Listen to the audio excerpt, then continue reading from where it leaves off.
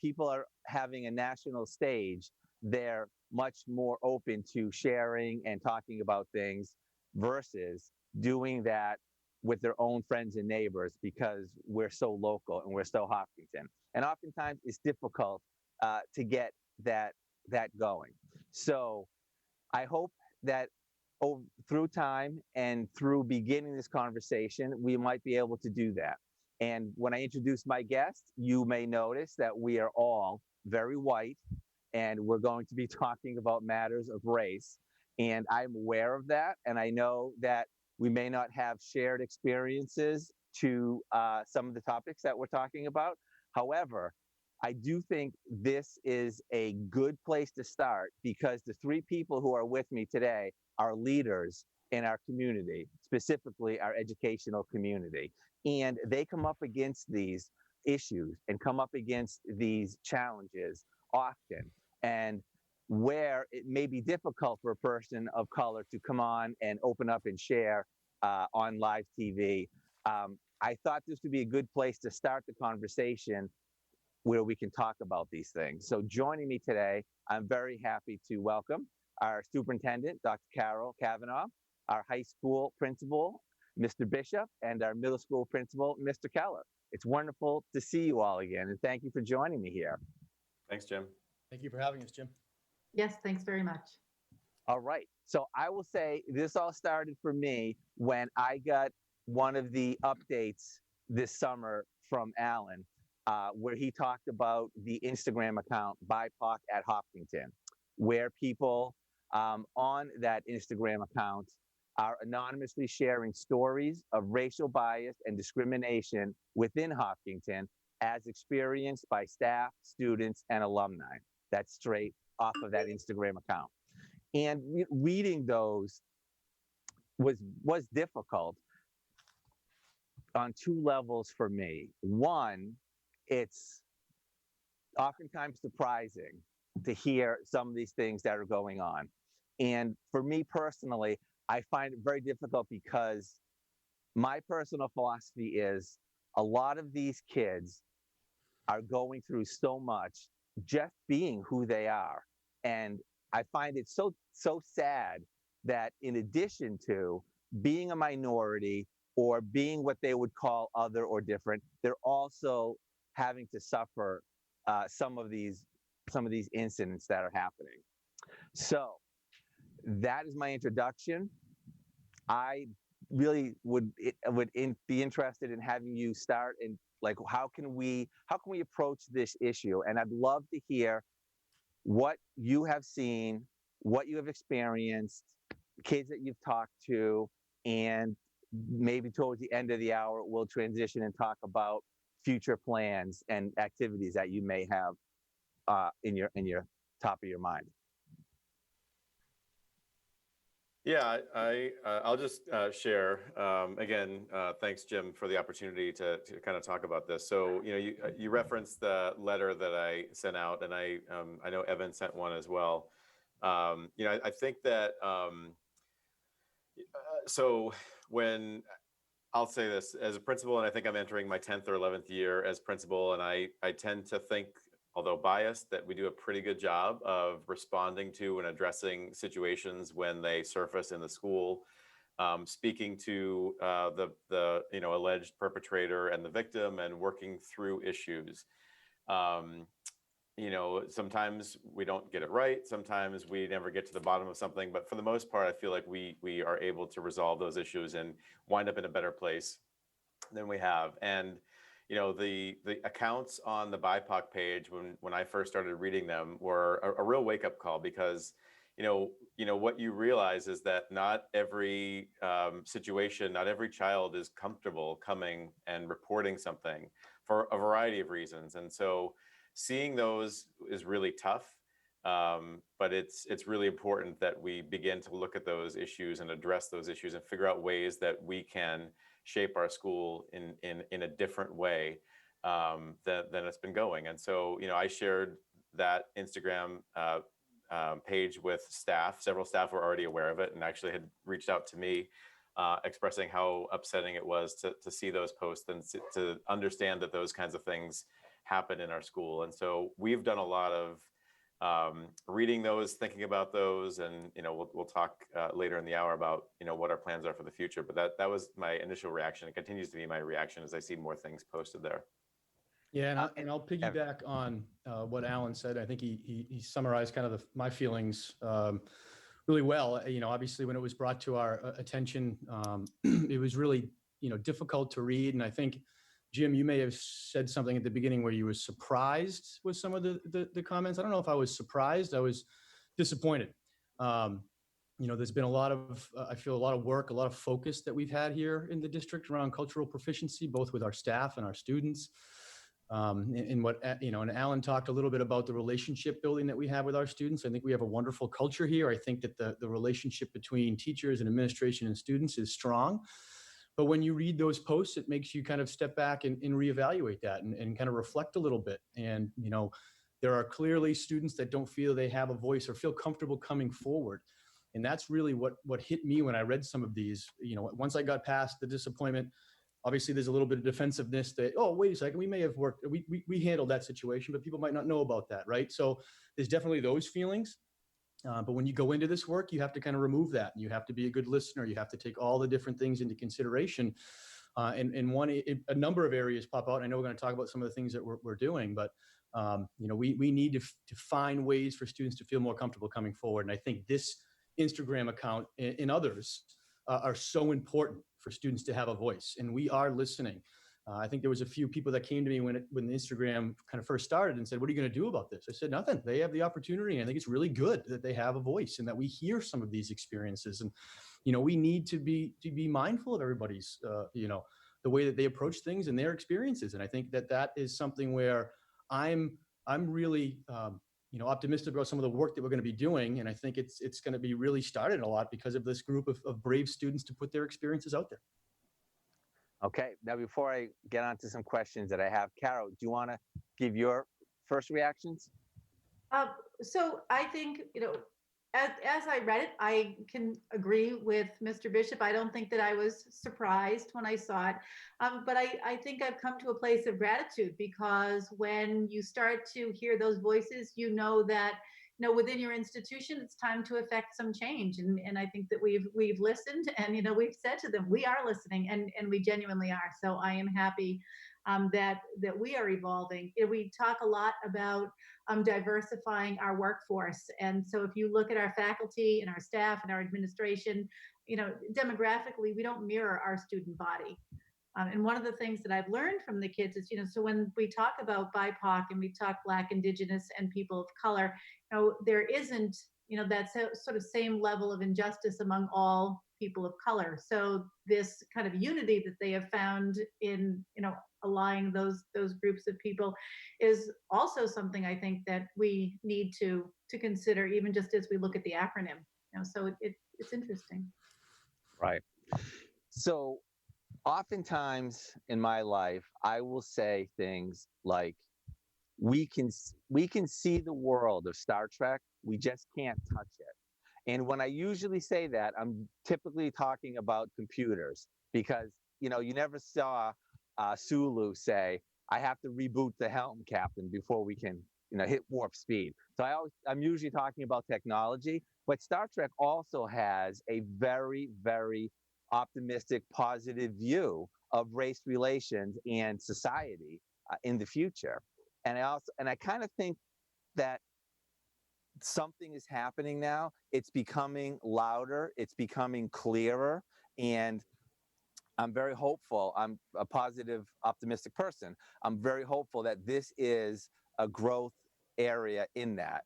And I've come to realize that not all growth is painless. And, it's going to be hard for some of us to try to understand our subconscious biases and, wrestle with that and understand some of these concepts, which is what I really want to get to, because I really want to have that conversation. And what I find, how do we do that? For example, BIPOC at Hopkinton, it's the first, within their first, actually it is their first word, anonymously. They're anonymously sharing their stories. And that's a very important part, educating us on what their experiences are that we may not understand. Last year, Carol, we did a forum in the high school library, and I was never able to put that on TV because I was not able to get all the release forms from all the students, some of who were minors, and their guardians. So, and I would never put out something like that because I know it's such a charged situation. So the thing I struggle with, as it's hard to have a conversation when you can't see the person that you're talking to. So I know that in your jobs, you come up against these stories. And I'm just wondering what kind of thoughts you might have as to how we in Hopkinton could progress from anonymously hearing these stories of suffering, which is what they are, and get into the ability to have a conversation. I can't see that. I'm on TV, and like I said, it's not really happening. How is that conversation happening in each of your spheres? Yeah, and I can jump in. I think that you said something, Jim, about the forum that we had last year and kind of shying away from certain things. And I think that's a key point. I think we can't shy away anymore. We can't. We have to be brave enough to have these conversations. We have to be bringing those anonymous voices to the forefront where they feel comfortable enough to put their name to it, and that they feel supported, that there's going to be a good dialogue in support from the people in some of our positions as we move forward. And I think, you hear a lot about this idea of being, anti-racism and being an anti-racist. And, I've done a lot of reading of that over the summer, and I know many of us have. And, we'll talk about some of the different groups that we're trying to put together as we get through this hour here. But, I think you really need to and this is not going to be something where we're going to put a policy in place, we're going to bring in a guest speaker, we're going to do something, and everything is going to be solved, right? This is hard work. This is going to be work that's going to take time. We need to do a lot of listening, but all of our decisions need to take the anti-racist lens. And what I mean by that is in our professional interactions, in our communications with students, in our policies that we make, in our classroom structures, in family and community engagement. That needs to be at the center of all of our different interactions and decisions that we make. It can't just be a one-off. It can't be something that we're doing in addition to. It has to be embedded in what we're doing. And that takes time, and it takes a lot of voices. And I'm hoping that this movement will start to get us there. I think there's a lot of good momentum. I think we've had some really amazing kids in this community that are so courageous, that are bringing this to the forefront. And I know that we have done a lot at the high school, which I can talk about later, but clearly there's more to be done. And I think we need to hear from those voices and have them be comfortable enough to put their name in front of it. Yeah, one of the things that we, Jen Parson and I, the assistant superintendent, and I have had the opportunity to do is hear Dr. Darnisa Amante Jackson speak. And when she does, she'll say, if a school district is going to engage in this kind of work, it's not a simple, we had someone come in and train everybody and now we're all fixed, right? She'll tell us that it takes about 10 years. The advantage that we have as a school district is that our job is education. And I think you only really start to affect change if we continue to educate and educate and educate, and that's how you make changes. So we are lucky in that regard, but we understand that it's going to take an awfully long time. We have 4,000 students, 325 teachers, a number of paraprofessionals, custodians, and the work is really as dense as the district. It needs to take place across all people, not just among the kids or not just among the teachers, but across all people. Yeah, and I would add, I think that, so actually it was last school year, I had a conversation with one of our students who actually reached out to me, wanted to schedule an opportunity to talk about curriculum and his experience going through Hopkinton Public Schools. And so I had the assistant superintendent that Carol just mentioned, Jen Parson, join me. And we had a really rich conversation with that student. Jen and I met afterwards and talked about some changes that we can make. And that has been in play, and I talked to teachers about this concept of windows and mirrors, which is not a concept that I came up with by any means, but it's a terminology out there that, when you're in a learning environment, there needs to be curricular materials that reflect who you are as a person, but also shed a light on other people that are not like you in a variety of different ways. And so we've begun having those conversations, but the things that have happened here in the United States that are happening in our community have brought us to say we need to take more immediate action on these things, and really prioritizing this and elevating this conversation to get this work done now, because it can't wait. When I first moved to Hopkinton, the school system was one of the big points that the real estate agent was telling us about. And, what a great school system it was. And isn't this nice? And I just have to say, in all honesty, I have come to be amazed by our school system. And I say it all the time.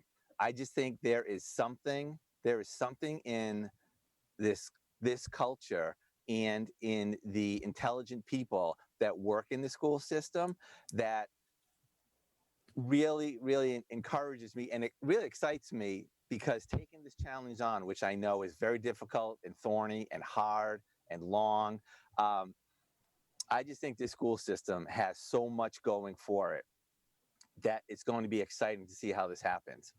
And I'd like to follow up, Evan, on something that you said. I'm just wondering if you had an example when you were talking about this cannot just be a speaker or a class where we teach this and then we're done. It has to be something that kind of becomes embedded in all that we do. And that's hard. That's a hard concept for me. And I'm just wondering if at this point in time you're able to articulate just an example of how something that we do we should be doing differently, or with a different lens on, kind of like what Alan just said, mirrors and windows. Yeah, my first example would probably be something along those lines, and working with some of our department heads and staff about kind of examining our curricula to ensure that there's different perspectives and opinions and authors included in the curriculum. I think when we talk about professional development for teachers, I know a lot of families know about the days that we have throughout the year, and they don't always know the conversations that we're having. But even at the beginning of last year, we had one of our teachers, Michael Sullivan, who many people know, did a conversation around implicit bias. And that was what we led off the year with. And usually you lead off the year with what you feel is most important to kind of focus on. And so, those are some of the things where, again, it's not going to be overnight, but when we continue to have these conversations to open up people's minds and ears and eyes. We've talked about considering starting an ethnic studies class. We've talked about, we've had, with collaboration with Alan at the middle school, brought the ADL in and worked with some of our middle school and high school students and our mentors. We've had forums around diversity, as we mentioned before. We had our town hall shortly after the murder of George Floyd, where 300 students and staff came together on Zoom, and we had Visions, an organization that helps facilitate those conversations, help us so people could be heard. And I think it's not one of those things where we did that and now let's move on to the next thing. It has to, to my point earlier, continue to be part of what we do. It has to be woven into kind of the fabric of our decisions in our school. And those are some small examples. We've also heard from a lot of our students how important it is for staff to be able to pronounce their name correctly. And there's oftentimes when people can't do that, they'll use, an initial or a nickname. And that's not the way we should be approaching that. So we've had students do voice recordings over the summer and submit them to their teachers so they can hear the way that their voice sounds, so they can be able to say their name when school starts. And that's a little thing, but I think it's a big thing in a lot of ways for a lot of students. And so those are just some of the things as we start to talk about increasing inclusivity at the high school and the middle school that we're trying. And I think a lot of it, though, still comes from the voices of our students. Those are some things we've done. We're going to really kind of incorporate students when the school year starts into some different groups and task force. And they always have the best ideas for us anyway, for us to focus on. So looking forward to those discussions as well. Okay. So Alan had just mentioned a conversation that he had last year and kind of the result of it. I'm interested, Carol, Evan, and Alan, if you have any other ones, just if you could kind of give us a couple of examples where you have spoken to some of the students and a little bit about like what you got out of that interaction, and how they express themselves. I know there's never one size fits all, and people react to bias and discrimination in different ways. But I'm just curious if you could talk a little bit about conversations that you have had with some of our students like that. Sure. So I can talk a little bit about that. I actually do talk to a student once a week, every Monday afternoon, and she's a graduate of Hopkinton High School. And when we have our conversations, we talk about things that we could do to effect change in the school. So there's not, sort of an anger or a bitterness around our conversations, but she is also connected to a group of fellow graduates, and so they are constantly sort of feeding us ideas.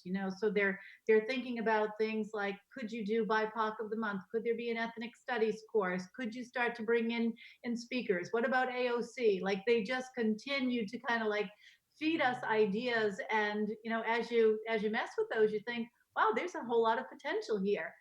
And they're very smart, because they have left Hopkinton and gone off to colleges and universities where they have engaged in ethnic studies courses and social justice curricula and diversity, equity, inclusion, what they will call ABAR, anti-bias, anti-racism stuff. And so the more that they can share with us, the more we are learning, and we're learning through their lived experiences, which I think is really important. You started, Jim, by talking about how we are three very white people, and so are you. So, where does that kind of leave us in trying to affect this change? I think that the only way we do it as leaders is to listen to the voices of the students who have the lived experience.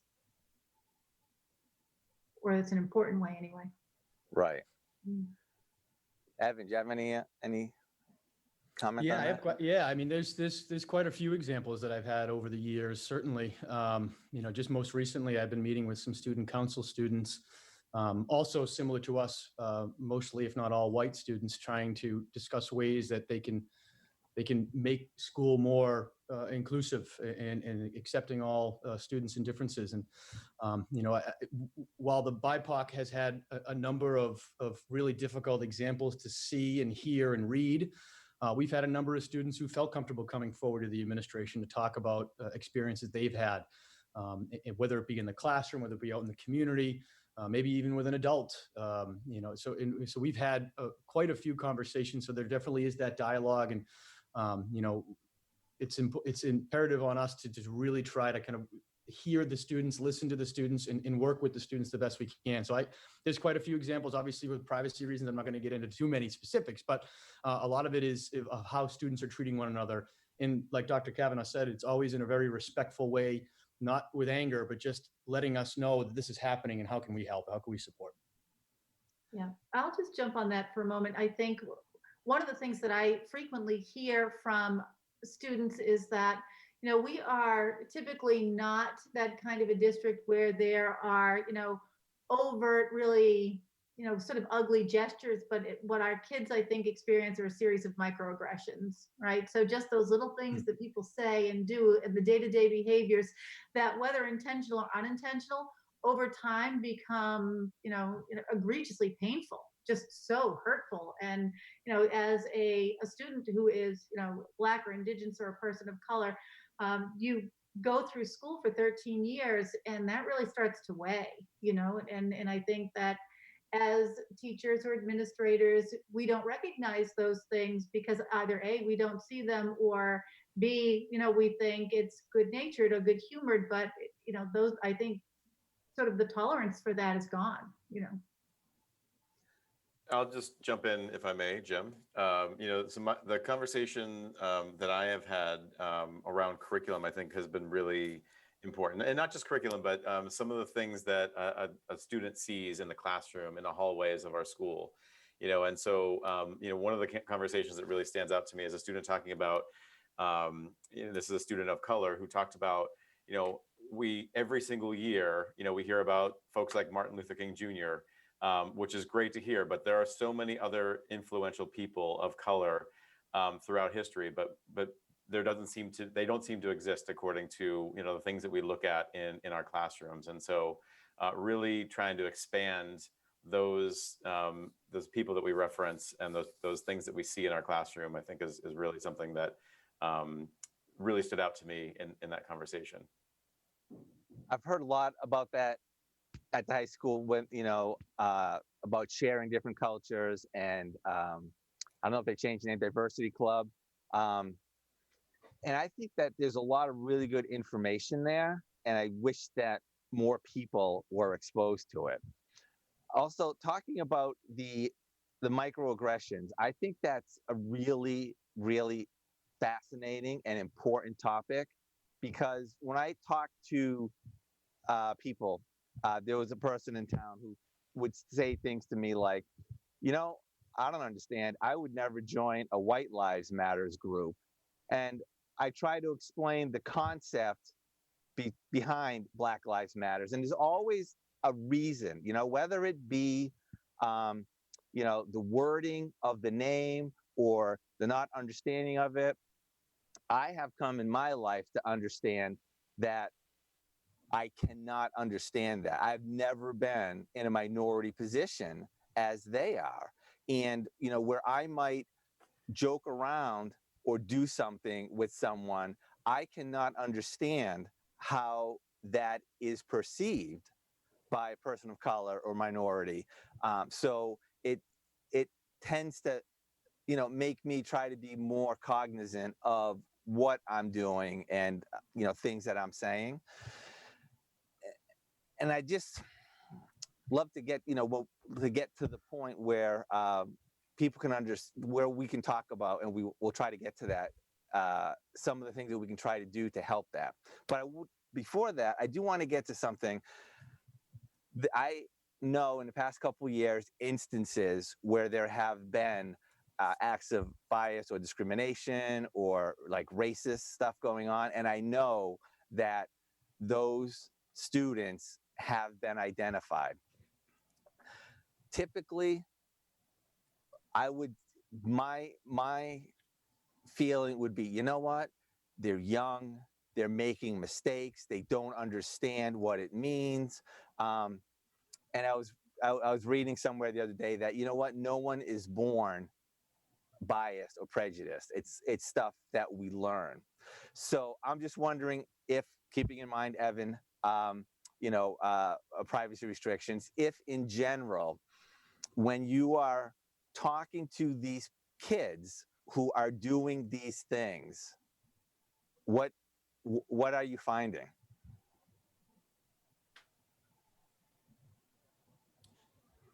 So, that's a complicated question, Jim. And obviously, you in your question, you kind of address certain aspects of learned behavior, in how we're dealing with 12, 13, 14, 15, 16-year-olds who might not have the experience or the knowledge base to be able to kind of see all different perspectives. And so I think we're in the education field to help students learn, not necessarily to punish students, right? So not to get into too many of the specifics, but when cases or incidents are brought to our attention of bias or discrimination, we do our best to handle it to the best, to the degree that we feel is necessary. And that might carry with it a consequence, but it always is going to carry with it some type of educational component, and some type of restorative justice or restorative practices, some would call it, to at least educate the student of whatever it is that they might not be seeing from their perspective. And I think that's a really important piece of a lot of this. When cases come to our attention, I think a lot of folks will say, okay, what's the consequence going to be? And I think, yeah, that's really important. Sometimes there needs to be a consequence, and maybe sometimes not. But I do think there needs to be a really good, rich dialogue and conversation with both the student and parent about the action, about the comment, about whatever it is. And I think that is the work that we need to continue to do here. We need to continue to get better at and offer opportunities for those students to be able to be educated and hopefully listen and learn, and maybe bringing some of our students in to help with that. So, I hope that answers your question, but I do think that the education piece is so important. So I agree. So I'm curious, what is usually in generally, what is the outcome? Do you find kids that didn't realize, that express remorse, for example, I mean, if you called the kid's parents and the kid's parent was David Duke, okay, you're going to get a lot of justification and obfuscation, stuff like that. It must be a difficult conversation when you're talking to the student's parents about an issue such as this. And I'm just curious, like, on the other end of that, do you usually come to a good result, or does it kind of remain unresolved? I mean, I think, Jim, it depends on, and I'll let Alan talk too. I think it depends on every situation is different, right?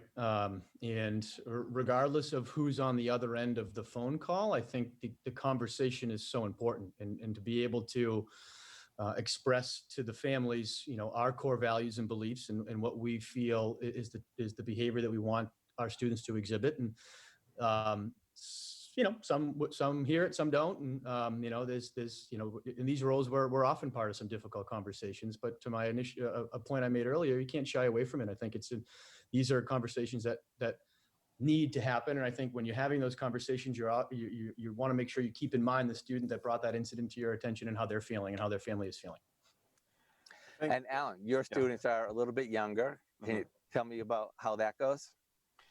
Yeah, and similar to Evan, every situation is different. I will say that, one of our guiding principles that we've really tried to have at our core is that of restorative justice, right? And so in that model, we're not just doling out consequences. I mean, consequences are necessary in some cases, but what we believe and what we see in the data is that giving a kid a suspension or giving a kid a detention isn't necessarily going to change their behavior. For some kids that is effective, but by and large, it is not. And so our goal as educators, because ultimately that's why we're here, is to try and teach that student about what they said, what they did, why it's wrong. And, the other part of the restorative practice is to try and put the victim, try and make that victim whole again. And so how do we mend that relationship if possible? And how do we try and make it right to that person? And so that's one of the big pieces that guides our work. And I think it's really important that we not just look from a punitive perspective, but from a how can we improve the community in this school and fix that. And I wanted to add something else too, if I may, Jim. You mentioned the White Lives Matter statement earlier in your question, and I think it's really important to talk briefly about that. And I'm not sure if what I'm about to say is helpful in any way, but I was having a conversation with one of my neighbors recently who talked about a piece that he read, and in it, the person who was a person of color, was talking about this White Lives Matter and how, and I think it's easy for us, to be defensive about certain things because we walk around as white people that we are, and we don't necessarily see some things and don't experience it. And what this person was talking about, this person of color, said that my friend, who is a white person, lives in a different community than me, and he said that friend was going on vacation and said, "Hey, do you mind? I have a delivery coming. Do you mind coming into my neighborhood and picking up the boxes on the front porch?" And that person of color said, "No, I can't possibly do that. Can you imagine what would happen if neighbor saw me going onto his porch, taking boxes away from it and putting it in my car or walking them in a certain direction?" And until somebody like us who would never maybe think twice about doing that, that's kind of the piece that he was trying to drive home in this. Is it's very different to walk through life in his skin than it is for ours, and those are some of the things that we need to think about in the roles that we have. I think that's really important. I'm glad that you said that. One example I have, my mother-in-law goes to a church. She lives in Connecticut, and they had a meeting. It's a Baptist church, and there are a lot of Black people who go to the church. And they had this phone call, and it was after George Floyd, and they were talking about their experiences. And she had no idea. Every single person had examples and instances of, bias and discrimination. And it was like eye-opening. And I think that is so important. It is so important because when the person told me that comment, my response to them was, you don't need to have white lives matter.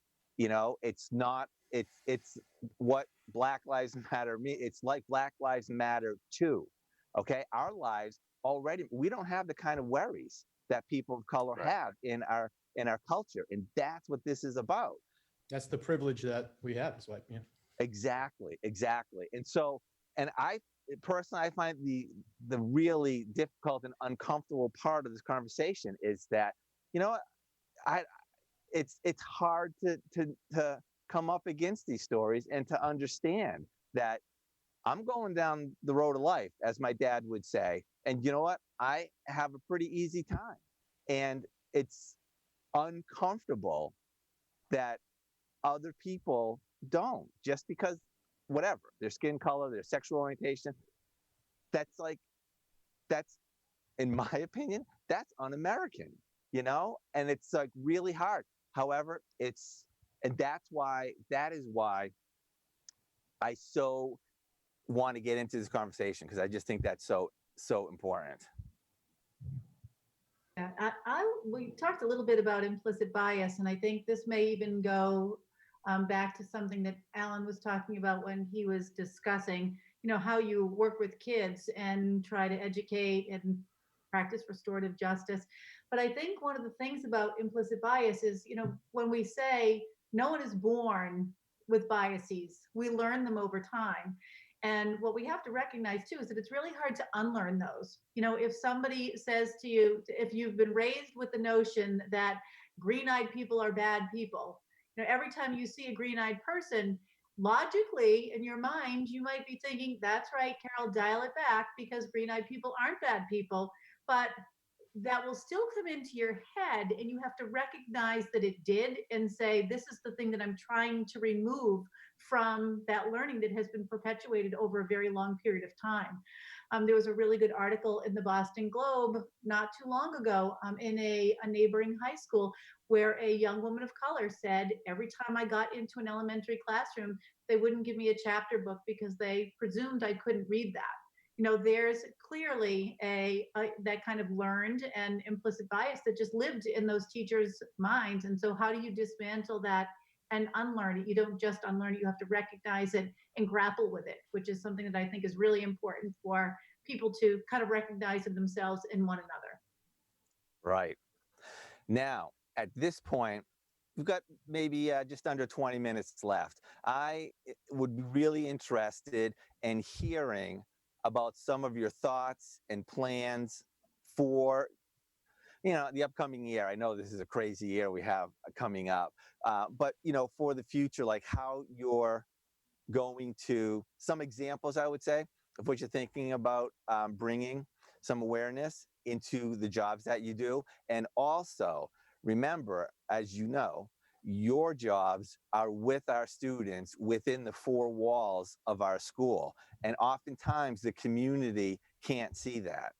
And so I am interested, being the community guy, if you see any hooks or any ways to bring this type of education and community awareness and enlightenment into Hopkinton. So we got two things for the next 18 minutes. Some things you see that may be coming up in your jobs, in your buildings, and maybe some reflections that we may have of that in our community. Sure. Carol, do you want me to talk a little bit about the Let's Talk About It initiative? Oh yeah, that'd be great. That's wonderful. So our diversity club at the high school is a wonderful group of students and a number of different faculty members. It's one of the few clubs that has about a half dozen adults that help run the club, just because people want to be part of it. They are putting together an event that I think tentatively right now is scheduled for September 2nd, which would have been around the start of school. I know that we're discussing the potential of starting school a little bit later with the governor, the commissioner of education's asking schools to delay their start. An event, like I said, called Let's Talk About It. And it's a showcase of sidewalk art and messages and positive expressions that anybody in the community can do to support equity and social justice and inclusion in our community. We're going to really try to publicize it. It's not going to just be a high school event. We want all teachers at all the different buildings, students as well as everyone in the community to take part of it. It is, positive phrases, artwork, favorite quote maybe that you have around inclusivity, celebrating our town's diversity. We'll be highlighting it in different kind of social media, high school and district-wide accounts. We'd love HCAM to help us publicize that as well. But when you break down CHOC, it talks about challenge our preconceptions. How do we promote social justice? This kind of anti-racism resources. Looking to a future without implicit bias and in kindness, and how important that is to begin this work, and begin this change. And so I think it'd be a really nice way to kind of kick off our school year. And again, it's happening right at the beginning of the year, which shows what we're focusing on, what our priority is in the midst of one of probably the most challenging and different falls that we're going to have here. So kudos to our diversity club and Mr. Finn, Ms. Winter, Ms. Hesse, Mr. Collins, and the students that are involved. We're hoping this can be a really great community event to start off the school year. Yeah, That's great. I'll just throw in a little budget piece. We had applied for a grant to do this kind of work through the Department of Elementary and Secondary Education, and we were originally denied, but my guess is another district that had been offered the grant money must have backed out. So we have come into a significant amount of money where we can work with a group that will come in and do some formal training with our teachers and take a look at some of our sort of structural practices and policies. And the way it works is that the teachers and the administrators themselves do the work to really recognize who we are as a district. But it's very nice also to have a consultant come in and guide that work. So we've been really fortunate from the grant end of this year. We're excited about that. And is that for a particular school level, or how many? All 5 schools. Jen No. Carson wrote the grant, so kudos to her. And I believe the name of the company, the consulting group that's working with us, is called Blackprint.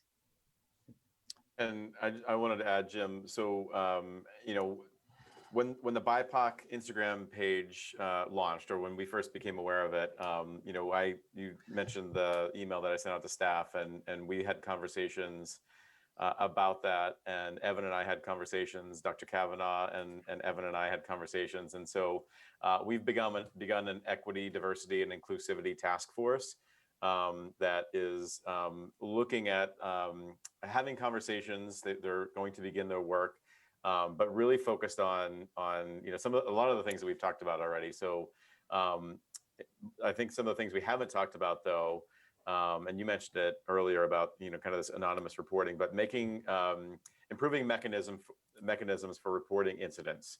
That's one of these big pieces. Is obviously we want kids to feel comfortable reporting things. Sometimes that will be anonymous, and sometimes it won't be.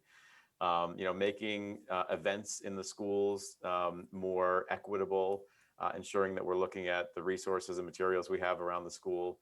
And as Dr. Cavanaugh mentioned earlier, looking at policies, school improvement plans, handbooks, and making sure that they are equitable as well. So there's a lot of different things that we're looking at, and the curriculum. I've mentioned the curriculum a couple of different times, but those are the focus areas of the work of that group to make sure that, and that's involving students, it's involving parents, and making sure that we're meeting all those pieces. Ann Ben-Bennick, who is one of the assistant principals here at the middle school, has been running a book group with teachers over the summer.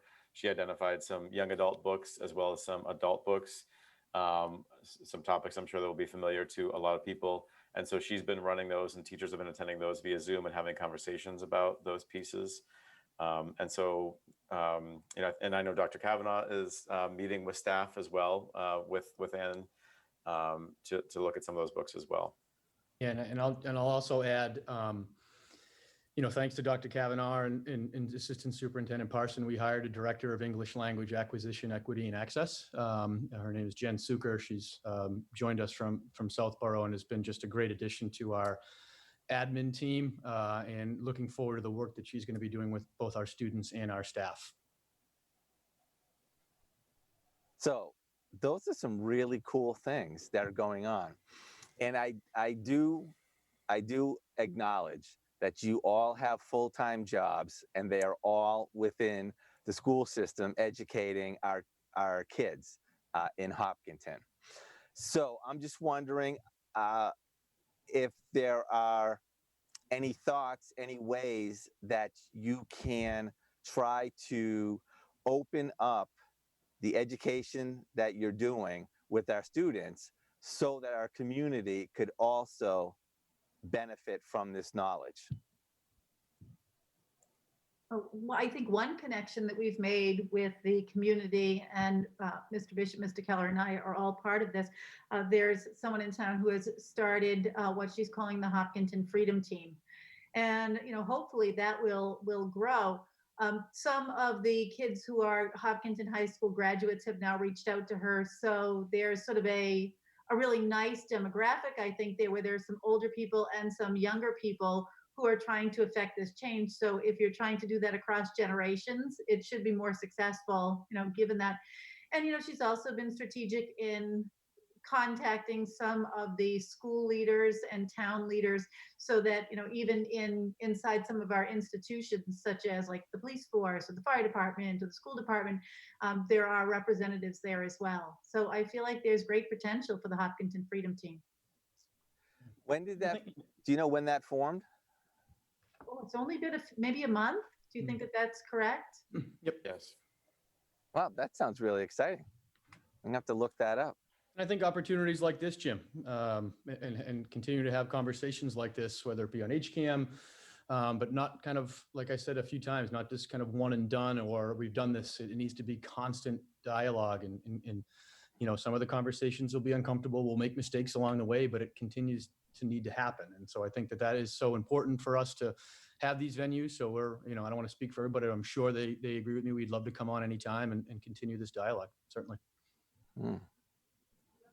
Yes, and I think too that, there's that whole element of risk and trust, and we're all ready for that. We will not be people who don't make mistakes along the way, but our intentions are certainly to make inclusivity and, trust and social justice and all of those pieces really come alive in our schools. So yeah, we're knee deep in the work and really loving it.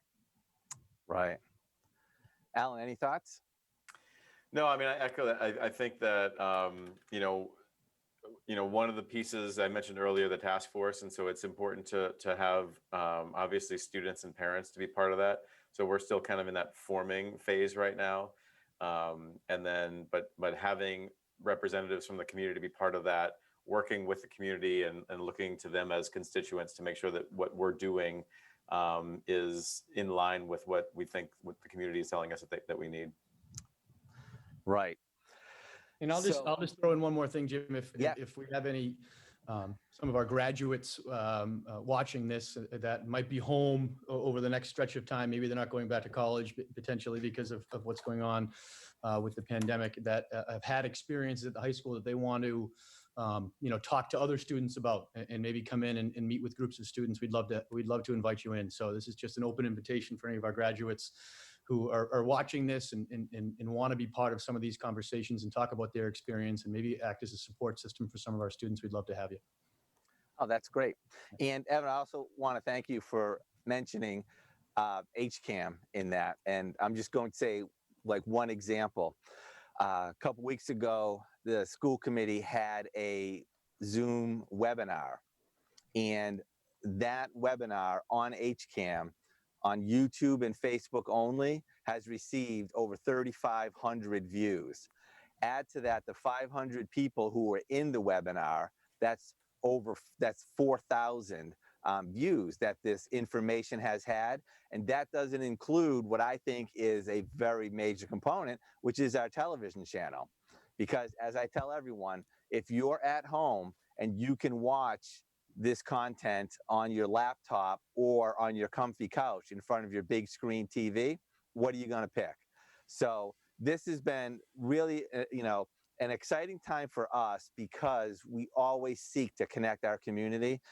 And with COVID and how the school is going to operate is obviously of concern to everyone in our community. But it's a really nice affirmation of our existence that people are connecting to this information through us. And so I very much look forward to being able to to whatever extent that we can, that participants are able to engage with us and share their story. Because I think, in addition to just stories, right, in addition to just education, what are microaggressions, and how do we handle those, and what has happened to some people, and how do we address that? There's also a huge spot of just spending time together, of just enjoying each other, and coming to find different things that we all like. Because, as the famous saying goes, we are more similar than dissimilar. And I think that having everybody together in the schools is, where you have to be there, is a great opportunity for these things to kind of mix up in the great melting pot that is America. Yeah. Yeah, I think it's important to know how to talk to each other. And I think it's also important to have the courage to do it. So. Right. All right. So we're gonna wrap this up here. I think we've had a really good conversation on this. But before I do, I just want to make sure if any of you had something that you would like to say that you haven't had a chance to up to this point on this conversation. No, just thanks for having us, really. And like I said before, we're more than happy to continue to have this dialogue both through HCAM and other venues. So thanks, Jim. Okay. Yeah, and I just, I think that to Evan's point earlier, I think he said that one of the questions was, what are we going to do about this Instagram page kind of thing, like that sort of, somebody saying bad things about the school. I think that I certainly, my approach at the middle school, and I know in working with Mr. Bishop, Dr. Cavanaugh, the other principals, that our goal is to always get better. There's always room to get better. And, the best organizations, and I tend to think that we're a pretty good school system, focus on improvement. And I think that, I think what we're learning from those people who have posted on the Instagram page there is that there's definitely room for improvement. We need to get better. And so I am appreciative of their voices in the community, and learning from that, and learning how we can get better, and how we need to take action. Yes, and we would be thrilled to come back. We've talked about task force and what we're learning from BIPOC, and having formal professional training in our district, and book talks and changes to the curriculum. So there are so many things that I think we have in place, the diversity clubs, that we'd be happy to come back and report on those things. I'm really, really, honestly, I'm really grateful to hear that. I know all of you must be having the craziest year that you've ever had. And I know that you're doing so much, and so much information is coming in, and so many things are changing. I really do appreciate that you value HCAM, and you value this content to take the time out and to come here and be part of this. So I will definitely continue to be saying hello, and bringing as much as I can of all of what you and the schools are doing out into the community. And in conclusion, I would also encourage, if any person out there who is watching this show has anything that they would like to share with us. I don't know where we stand on the spectrum, but you definitely are welcome to email me. My email is very short, jim@hcam.tv. And if you have anything that you would like us to be aware of, that perhaps we should cover. Actually just today, I was very, very excited to get an email from this very large group, the IAGB, which is the India Association of Greater Boston. And they typically do something with thousands of people, but they can't gather now. So they're doing things by town, and Hopkinton is one of them. So they asked us if we could promote and perhaps be there and cover some of the events. So, we really do. People of every color, creed, sexuality are all part of our community. And I would like to be as much of a reflection of our entire community as we can. So if anybody out there has anything they'd like to share with us, please do be in touch with us. And I will be in touch with Alan, Evan, and Carol. I thank you so much for spending this hour with us and talking about this issue. Thanks so much, Jim. Thanks for having us. Yes, thanks, Jim. Okay. This has been the Hangout Hour, and I thank you at home for watching us and listening to our conversation. I invite you to come back tomorrow at 2 o'clock. We'll be having our usual Thursday conversation with the Board of Health Director and getting the update on what is happening in this crazy pandemic time. So until then, please take care, everyone, and I'll see you soon.